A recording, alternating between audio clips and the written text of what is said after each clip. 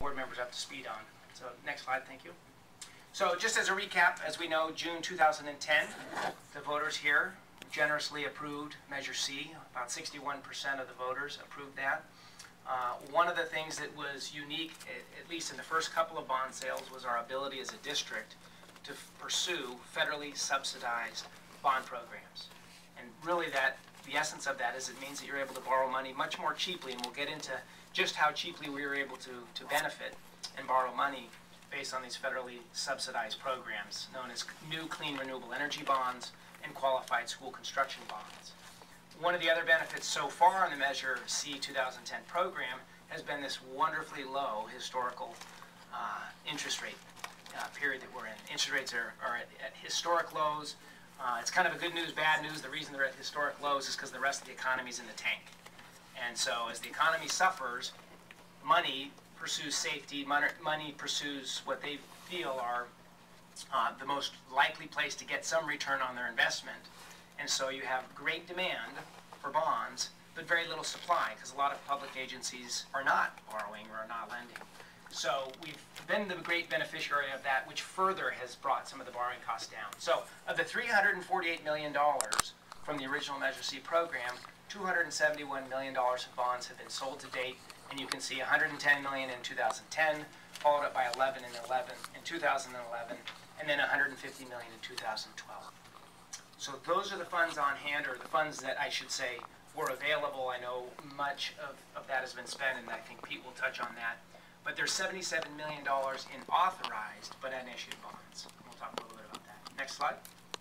I did want to, again, highlight the value and the benefit of the NCREBs and the QSCBs and what that means to the district taxpayers, but also to the district. So the NCREB program is an ongoing program that's a federal subsidy to benefit renewable energy projects. The district had the foresight to put in a number of applications, in this case 47, and was awarded an allocation for those 47 specific projects. One of the unique characteristics of these is the term. So they say, you generally should be borrowing a 16 to 17 year term for these particular renewable energy bonds. And so that was one of the parameters that we had to deal with. So all told, we sold $59.5 million of the first $110 million in clean renewable energy bonds. And you can see an astoundingly low true interest cost of 1.689%. So if you can borrow $60 million at 1.7%, it's a good day. As far as the total interest cost on that, $11.1 million. The district was also a great beneficiary of the Qualified School Construction Bond Program, which was thanks to ARA, or the American Recovery and Reinvestment Act. So this was the stimulus money that came out. It was a 2-year program.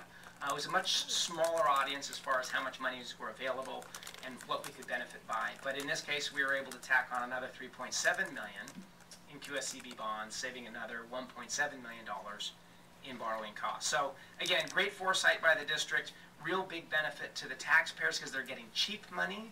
And as far as the district goes, you're able to get those overall general obligation bonds sooner rather than later because you have less dollars tied up in interest. So you're able to get more principal dollars up front. Next slide. So a summary of these 2010 bonds. I wanted just to highlight, some of the most relevant features here.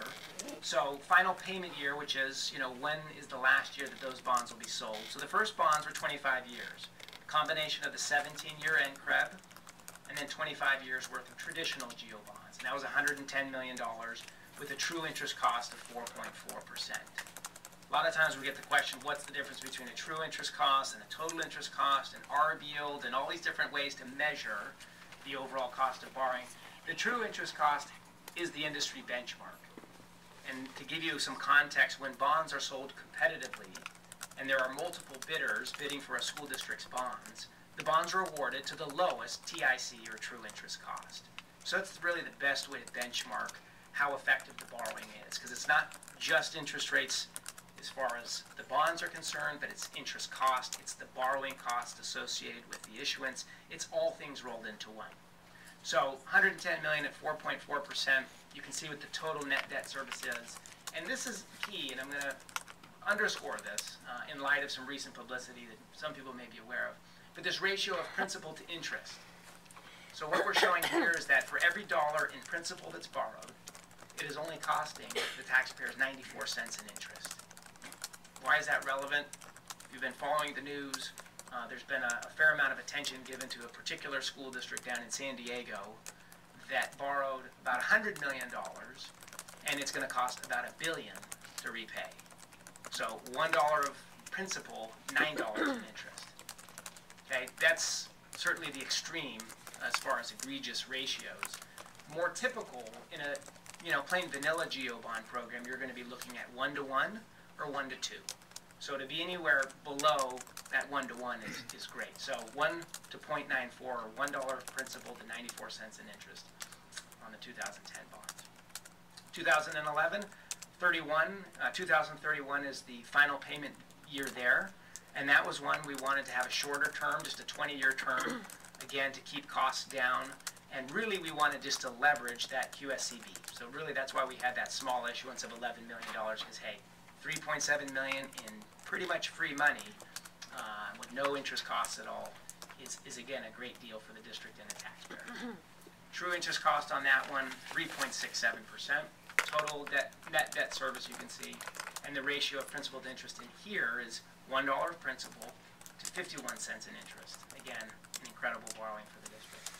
And then the last series of bonds that was issued most recently, 2012, similar to the 2010, a 25-year term, $150 million, TIC of 4.04%, and a principal to interest ratio of $1 of principal to 84 cents in interest.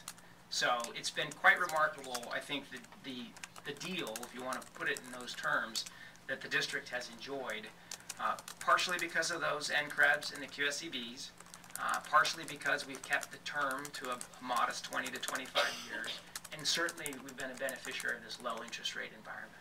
So, and the nice thing is, cross our fingers, we've got some bonds that remain to be sold, but at least all indications from the Fed is that the intent is to keep interest rates low to help continue to try to jumpstart the economy. So whether they will remain low for the next 2 to 3 years, which is our time frame to access those remaining dollars, remains to be seen, but we can all cross our fingers.